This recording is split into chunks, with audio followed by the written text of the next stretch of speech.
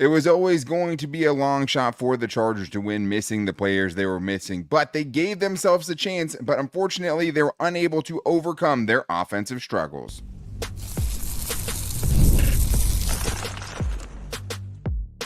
You are Locked On Chargers, your daily podcast on the Los Angeles Chargers. Part of the Locked On Podcast Network, your team every day. What is up, and welcome into the Locked On Chargers podcast. I'm your host, Daniel Wade, joined as always by my co-host, David Drogemeyer, and we've been covering the Chargers now for 9 seasons together, but this is our 7th year as the host of the Locked On Chargers podcast, bringing you your team every day. Thank you to the everydayers for making us your first listen, especially on a post-game show after a tough loss like we saw from the Chargers on Sunday. But to make sure you never miss the show, go subscribe or follow for free on the Locked On Chargers YouTube channel and listen wherever you get your podcast from. David, we thought they would lose. They got our hopes up, and then they kind of dashed them. Yeah, they did. And it was just really frustrating to watch because, I think going into this game, we knew that the Chargers were severely underhanded and that it would take a Herculean effort for them to be able to win this football game. And through, one quarter of football, they were looking like world beaters. But unfortunately, they succumbed to the pressure and all of the injuries that they had to overcome. And then they lost the game to the Chiefs. Yeah, and all of the injuries, everything is all rolled up into the reason that they lost. But to me, the biggest thing was just having another game, man, where you just have such a crazy offensive drought, like such a long scoreless streak, right? Yeah. Like they got up 10-0 in this game. The Chargers defense forced 2 turnovers. The Chargers scored 10 points off of those 2 Kansas City turnovers. And then you have a 3-quarter scoring drought, right? Yeah. They did get some things going in the second half. The offense started getting something going, but they were unable, and we'll talk about the missed opportunities they were unable to cash in on. But they've gotten shut out in back-to-back games in the second half, right? They didn't score a single point against the Steelers in the second half. They don't score anything in the second half against the Kansas City Chiefs. And their last 3 second halves, going back to the Carolina game, you scored 6 points. Yeah. That's a problem. One of the biggest takeaways we took away from that first game against the Raiders was they dominated in that second half. They pulled away in the fourth quarter. The other biggest thing, and I think one of the biggest reasons why they struggled so mightily is, first of all, the penalties, right? We'll talk. The penalties were just insane. They totally derailed anything the Chargers had going for the entire game. The other part of it is no running game, right? This offense is based on their running game. They average 2.3 yards per carry. It's just not going to get it done because when you have a bad running game, it puts you in obvious passing situations. And then when you're missing your 2 best tackles, everything goes to crap. Like that's just exactly what happened in this game. These are the third downs they had in this game, just a few of them. He had some shorter ones, but this is this.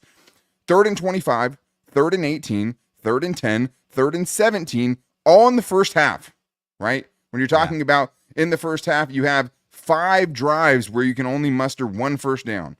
In the second half, then you get a 3rd and 14, a 3rd and 9, a 3rd and 11. This is not the type of team, especially with the guys they have on the offensive line, to be able to overcome that. So that was huge, David. Another game where you just have such a bad stretch in the first half where it's not even just not scoring.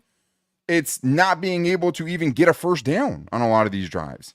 Yeah, after the opening script here, Daniel, I mean, it was a lot of really, really bad football. 7 of the Chargers' 10 offensive drives were ending in 5 plays or less. They only had 2 quality drives the entire game. I mean, it was their touchdown drive, and then it was where they had the opportunity to go for it on 4th down, and they were unable to successfully cash in on that opportunity. Other than that, they were shut out for 3 quarters. They were 4 of 13 on 3rd down. Like you mentioned, 24 carries for 55 yards. I said going into this game that 60 yards on the ground was not going to cut it. Well, what did they do to follow that up? They go for even less in this football game. You just can't do that in an offense that's already kind of shorthanded with the injuries, with not really having a true number 1 wide receiver at this moment in time. They have to have their running game be a big major focal point of their offense, providing them with very easy down and distance situations, and we just did not really see that in this football game at all. Absolutely not. And I mean, when you're running the ball and taking losses, you're running the ball and taking these minimal gains, and then you're also adding penalties on top of that, it's just such a success or such a recipe for failure. I mean, this is from Daniel Popper. Their average distance to go on 2nd down was 10.9 yards. Like you're averaging on second down 1 yard, a negative yardage. Like that's crazy insane. and so hard to overcome. And so far this season, this is the thing.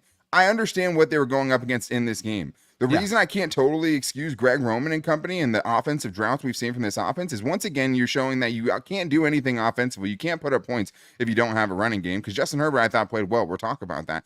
Yeah. You can't, this offense, when it can't run the football, isn't good, and you haven't been able to run the football in half the games you've been able to play, and that's why you've lost. That's huge. I mean, the play calling, obviously the fourth down play call at the end of the game was awful. It has to come down to Greg Roman at some point not being able to find the play that's going to get them something and jumpstart this offense. You can't go 5 drives and get 1 first down. And it's not the only time it's happened, which is why it's concerning. They had a 6-drive span against the Raiders with only 1 first down, and 6 drives, 1 first down. Even against, in the game last week against Pittsburgh, you had a 4-drive stretch, and when you're able to get 1 first down. So that's 3 and outs and 1 drive where it's a 5 and out, 6 and out, right? It's just unsustainable. And the thing that really killed the Chargers in this one is they actually got things going in the second half, and they missed the opportunities, right? The first one came on the opening drive of the second half. Ladd McConkey does it himself, 37-yard catch and run that sets the Chargers up at the Kansas City 33-yard line. That's a 50-yard field goal right there for Cameron Dicker. If you can just not lose yardage, it's a 50-yard field goal. What happens, right? Chargers get a false start. Go backwards. 1st and 15, run for 1 yard. They're still trying to run it and getting nothing out of it. And then the next play on second down, Justin Herbert throws a deep ball to Quentin Johnston. It should have been to Josh Palmer. I'll give you that one. It's also hard to survive in the pocket that Justin Herbert had, but that was one Justin Herbert missed, straight up. The next play, they try to throw it quickly to Quentin Johnston. He's covered like a blanket, and then they have to settle for a 55-yard field goal in which Cameron Dicker misses. I can't blame him for that. This is career long. You can't ask him to make every one of those. Yeah. The next drive, right? You get a 26-yard play to Josh Palmer. The conversions by Josh Palmer and Quentin Johnston on third down. Big conversions. You get in. 3rd down and 6. You throw it to Josh Palmer. He goes to the ground. That was not a bad enough throw to go to the ground for. That was not a diving catch, right? It wasn't. And then they don't get it. They don't challenge it because of mismanagement earlier on. And then on 4th down, there's no one open. I went back and watched it several times. There's no one open on that 4th down play. You don't try to run the ball. You try to throw it. Nobody's open. That's 10 points, David. Josh Palmer stays on his feet. Cameron Dicker makes that field goal, or you just even keep it at 50. He probably still makes it. That's 10 points you gave away in the second half. Yeah, it's absolutely crippling, and we said it, like, you might have limited opportunities in this game because that Steve Spagnuolo defense is real. Like, it's very good, it's very well coached. They've been in that system for a very, very long time, and they've had a lot of success. So when you get opportunities to, move the ball down the field and put the ball into the end zone, you have to come up with more creative plays to be able to get that to happen, especially when you are very, very down on offense with the weapons and, the protection that you have available. This is where your coaching comes in. This is where you have to scheme these players open and give them opportunities to go out there and find success. And I don't think we really saw that a lot in this football game. A handful of quality plays here and there, but just looking at the totality of the book of business here, it was not good enough in this football game to overcome all of the areas that they had to overcome. Yeah, and if they score on both those, they probably win, right? Another one, a tie game, you give up the lead, but you're still tied in the 4th quarter. 8 minutes left in the game. You're trying to get a drive going to go take the lead again. And you have Justin Herbert rolling to his left, making an insane throw to J.K. Dobbins down the sideline, and it's dropped, right?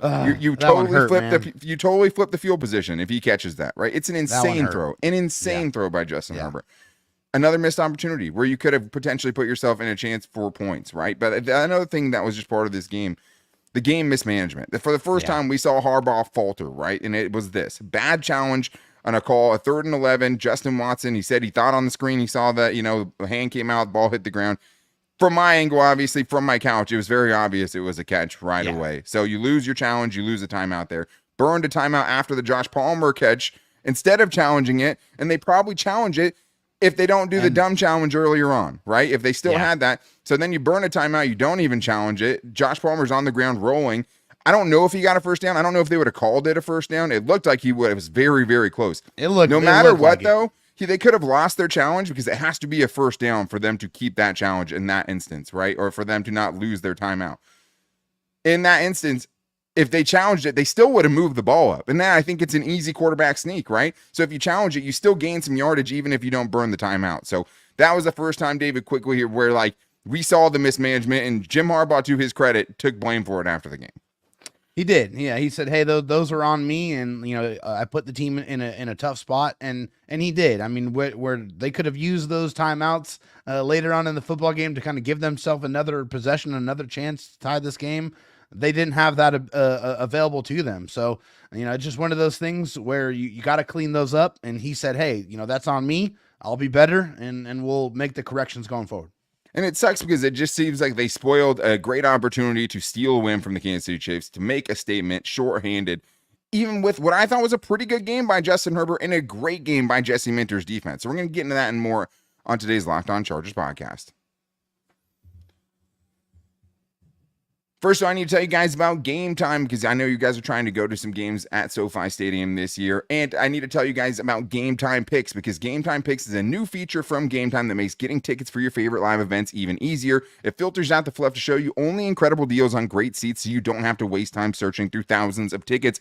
And I just used it to procure my playoff tickets for the Padres game on Tuesday night in the Wild Card Series. So excited for that. Got the great field level deal from Game Time. I used Game Time Picks. I had the all-in pricing toggled, so the price that I saw was exactly what I paid. That was such a relief, and it was so great to use my promo code to get some money off, and you guys can too. You can take the guesswork out of buying tickets with Game Time. I'm so excited because it's an experience, and that's what Game Time brings you. All you have to do, download the Game Time app, create an account, and use the code LOCKEDONNFL for $20 off your first purchase. Terms apply, but again, create an account, redeem the code LOCKEDONNFL for $20 off. Download Game Time today. What time is it?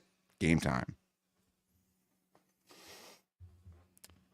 David, I saw Justin Herbert taking some slander after this game, which I always think is hilarious, on games where I don't really see it, right? This was a game where Justin Herbert had limited mobility, was fighting for his life in the pocket, and made some throws like literally only a handful of guys can make. And I understand it has to be more than that, right? With Justin Herbert, it can't just be the flashes of brilliant throws and then a lot of bad throws, but like, didn't think there was a lot of bad throws that didn't have a defender lighting up his chin as he was throwing them. I thought he only put the ball in harm's way one single time, and it was when Quentin Johnson and him were obviously on different pages. He threw it to a spot he thought QJ was going to be, and QJ wasn't there. So as far as taking care of the football with what they're dealing with on the offensive line, having no turnovers, playing a clean game from that aspect, I thought was gigantic in this game to even have them have a chance in this one. Overall, it's 16 for 27, 179 yards, one touchdown, 91.4 passer rating. But I'd also say, David, you're one J.K. Dobbins catch down the sideline away. You're one Josh Palmer keeping his feet away because he had two blockers and he would have walked into the end zone had he been able to stay on his feet on that third down play. You're looking at a 2-touchdown performance with no interceptions, over 200 yards, and completing over 70% of your passes. So did he have some guys that were open that he didn't see or wasn't able to determine through a clouded pocket, right, and should have made those throws? Absolutely. If you think this was a bad game by Justin Herbert on a bum ankle, I don't think you're watching the rest of the quarterbacks or the quarterback play around this league. I thought Justin Herbert was good in this one, and I still saw him taking some flack after the game.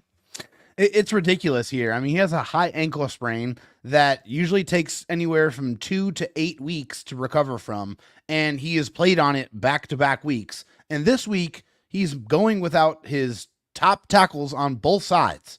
Yeah. And he's clearly not 100%. You could see it. And he's still moving around in the pocket, still extending plays, still making very high-quality throws. And people have the audacity to hold this performance over his head like he's not playing quality football. And also, like, you saw it after, like, the game, or as the game was ending, Justin Herbert was, like, visibly pissed off. Was visibly angry at the performance that he put up there. And he expects more from himself, even in the current state that he was in. But he made quality throws to Ladd McConkey, Quentin Johnston on that third down. That was a great throw that was lasered right into his hands. You mentioned the Josh Palmer catch. I mean, I think Justin Herbert, with all of the circumstances involved in this game, I thought he played pretty good football. Yeah, I mean, there was a few throwaways in that stat line as well that aren't going to show up in favor of him. But the fact that he only took 2 sacks in this game with the limited mobility that he had and the offensive line that they put in front of him for this one, I thought he actually played really well. That throw to Ladd McConkey in the back of the end zone, throwing him open, an insane catch by Ladd as well. But that's a crazy throw. J.K. Dobbins rolling to your weak side, rolling to the left, throwing was across your ridiculous. body down the sideline because you see a defender's turned his back, and to put it on the money where he could have in stride probably gained at least 25, 30 yards. Minimum. That's an insane throw. The other thing is like, I didn't want Justin Herbert to play in this game if he was hurt and they weren't going to be able to protect him. They let him get hit 10 times in this 10 game times. besides the 2 sacks. And he still managed to not turn the ball over a single time and still play exceptionally well. I do feel a little bit hypocritical, though, David, because, as much as I kind of wish that he wouldn't have tried so hard to play in this game, or the Chargers would have maybe taken it out of his hands, if it's Phillip Rivers, man, I'm having him go out there every single time. And I'm applauding him for it, right? Yeah. Like, Phillip Rivers was known. He was the NFL Iron Man. He was always out there. He would have been out there playing in that game. And as Justin Herbert said after the game, my teammates would have done the same for me if they were able to go in this game. How can I not go? So as much as I criticize it, I get it. He did give them a chance. I thought he played well enough for them to win, but the whole point of the Jim Harbaugh era was to take a little bit off of his plate. Yet 2 weeks in a row, they're asking him to be Superman, and he's getting visibly hurt throughout the game because they're not able to protect him. So I think the criticism of Herbert after this game, I thought he was actually pretty good in this game. I don't have much to fault him with, but not as good as the Chargers defense was, because Jesse Minter in his first crack at Andy Reid and Patrick Mahomes came to absolutely play.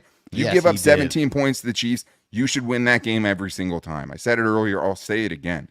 Jesse Minter, to have no Derwin James, to have no Joey Bosa, and to put the performance, the borderline masterpiece that he put out there on Sunday, I think gives you a lot of faith in what this defense can be this year, and the faith that Jesse Minter and what he's doing with this defense is for real. I mean, it's unbelievable what he's been able to do so far, and the game plan that he cooked up was special in this one. I think, with an underhanded defense, with no Derwin James, with no Joey Bosa, big, humongous stars, like guys that are true difference makers for your defense, for him to put this game plan together to really control Patrick Mahomes, unlike we've really seen in a very long time. And I feel like I got to give a lot of respect to the Chargers defensive line. They played phenomenal football in this game. I think the edge rushers were fantastic. They were very disciplined. They stayed in their rush lanes. They did a great job of not letting Patrick Mahomes escape all day. He escaped a couple times. It's going to happen. You can't stop it every time. But comparatively to other games, I feel like the Chargers defense was all over them. Like, they were getting pressure. They got 2 turnovers in the game. They got a couple of sacks. Like, they made life for the Chiefs offense very, very difficult, and they just squeaked out of this game with a win. Yeah, they did. I mean, they gave up 7. It took the Chiefs 7 possessions to get 7 points.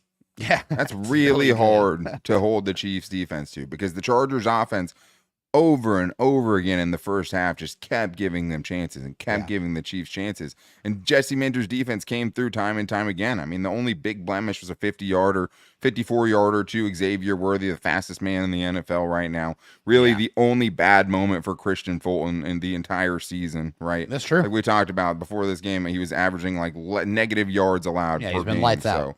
He's been so good. You kept Patrick Mahomes uncomfortable. You got some push in the interior of the pocket as well. I thought another kind of a positive to take out of this, David, was Bud Dupree, right? You get a Bud Dupree to have a game in which Joey Bosa can't play. You need to be able to keep that up. And in this game, he gets 2 sacks, and I thought the edge rush room as a whole was great. They absolutely were. I just talked about how the discipline was fantastic. Bud Dupree coming in, showing his value immediately in this game here just for the season. Because, you had a feeling, as much as we all want Joey Bosa to be on the field and to be healthy, we just knew that the track record probably indicated that was probably not going to happen throughout the year. So being able to call on a veteran like Bud Dupree to be able to come in and provide that type of production in his stead is fantastic. Like, that's why you go out and make those moves. And these are moves that Tom Telesco never made. He never added strength to strength. He said, I got Joey Bosa, Khalil Mack, I'm good. They'll be fine. They'll be able to last. And that's just simply not the case. So you have Thule, you have Bud Dupree, and Bud Dupree shows up in a big way. He does. And Thule forces the fumble right early in the game and gets that turnover. Yeah, Bud Dupree getting 2 sacks. And Khalil Mack might have been the most well-rounded player of all of those guys. Khalil Mack, don't let the stat line fool you, was awesome in this game. He brought it. He might have been their best defensive player on the field, even if it doesn't look that way. I mean, he did exactly what you needed from him. And the rest of the defense kept up with him, right? But it really was about corralling Patrick Mahomes, not letting him get loose for those off-script plays. And They did a great job of that, about as good of a job as you can do. Did a couple get loose and know a great big play? Travis Kelce and Xavier Worthy, sure. But every other drive of the game, you held them scoreless with the best quarterback on the planet on the other side. So huge shout out to Jesse Minter. Huge shout out for the edge rushers and the interior of the defensive line, who I thought played well in this one too. And it feels like the offense let the defense down in this game. Honestly, for the second week in a row, it feels like that. But there were some silver linings. There's still reason for hope. This season is far from over. The Chargers have the bye week coming up, a chance to get healthy. And I thought they showed some really, really good fight in this game. Also, that Lad McConkey dude going to be really, really good. So we're going to talk about all that and more in today's Locked On Chargers podcast. First, I need to tell you guys that this episode is brought to you by FanDuel. And NFL fans, you can start the season with a big return on FanDuel, America's #1 sportsbook. So when you get a hunch in the middle of the game, you can check out the latest stats, view live play-by-play, and so much more on the same page where you place your bets. And the great thing is even though the Chargers don't play next weekend, there's a lot of things you can bet on until then. Especially you want to make a Monday night Titans and Dolphins game seem a lot more interesting. I promise you, FanDuel can give you that. Also, I'm going to be paying very close attention to the wild card series with the Padres. If I gotta be betting on my Padres in the game that I'm going to, the luck of Dilly sprinkled on there a little bit. Hopefully they can come away with the win when they decide who they're actually going to play against in that first game. So FanDuel is where you want this football season to make all the games, especially on a bye weekend, way, way more entertaining. And you can get started with $200 in bonus bets guaranteed when you place your first $5 bet on FanDuel. That's FanDuel.com. All right, David. Well, there are some silver linings in this one. And like you said at the very beginning of the show, it sucks because we didn't really have the expectations that the Chargers could go win this, especially with a banged up Justin Herbert and the guys that they were missing. But they showed they could hang with the Chiefs, with the roster they had to field on Sunday. And I do think that's worth something. I think that is tangible. But I do want to tell everyone, thank you, of course, especially after the tough losses like this, for making us your first listen. If you need a second listen, make sure to check out the new Locked On NFL slate, where you get 2 shows a day with Tyler the Madman rolling in the morning, where you don't need any coffee to wake up with that dude, or you can hang back a little bit in the barbershop with Tony Wiggins later on, then bringing on also all the local experts from around the Locked On Podcast Network, wherever you can find your podcast, and on YouTube as well. David, talking about silver linings here, there's no moral victories in the NFL. At least they're not worth very much as far as getting to the playoffs and doing the things you want to do. I was impressed by the effort the Chargers put forth in this game. I don't think anything as far as the loss goes was effort related. I don't think the Chargers chargered in this game. I thought their offense let them down for sure. But I do think that there are some positives to take away from it. And I don't think the season is nearly over yet. And I do think the Chargers will be a team that a lot of teams aren't going to want to play after that bye week. Yeah, I think that the offense has showed that it's probably going to take a little bit more time before they find that rhythm. And I know obviously health is going to be a huge part in that. But anytime you can keep the Chiefs under 20 points, I think that's a huge victory. This defense is going to give them a chance in every game, it feels like. And my point is I think it validates what we thought about the defense and how good we thought they were. They are that good. I mean, and Jesse Minter is the real deal. He is that dude. He is a fantastic defensive coordinator. He showed it. He has, really caused fits for all of the teams that the Chargers have played so far. And this would have been a game, would have been really nice to have Derwin James in this game. My goodness, it would have been great. But they didn't. And it would have been fantastic to have Joey Bosa in this game, but they didn't. But they still went out there and shut down. And, I wouldn't say shut down, but obviously extremely limited, one of the better offensive teams in the National Football League. Absolutely. Nobody wants to see Patrick Mahomes with a chance to take the lead in the fourth quarter. He does it more often than not. I think he's undefeated in games he's down by 10 points in Patrick Mahomes. He's insane. He's going to do some crazy things. But Josh Palmer keeps his feet. Cameron Dicker makes a field goal. The Chargers scored 10 in the second half, and they might have won this game with the guys they had out there. All that's ifs and buts. It doesn't count for anything. At the same time, I do think we saw a physically, a team that hung in there better than they had before.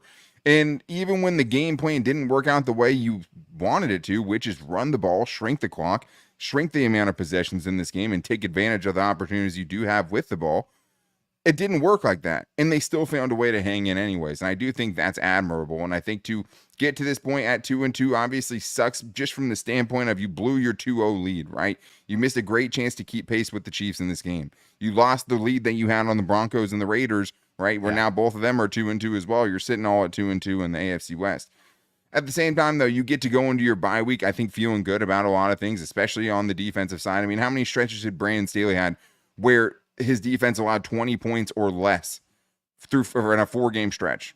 I can think of one, and it was like the Tua game where they embarrassed Tua. Yeah, with all those. Then they played players, Nick Foles. Then they played Baker Mayfield. That's the only stretch I can think of. Jesse Minter did it in the first 4 games ever. His only 4 games he's had, he's kept the defense, or the other offense, to 20 points or less. That is saying something for sure.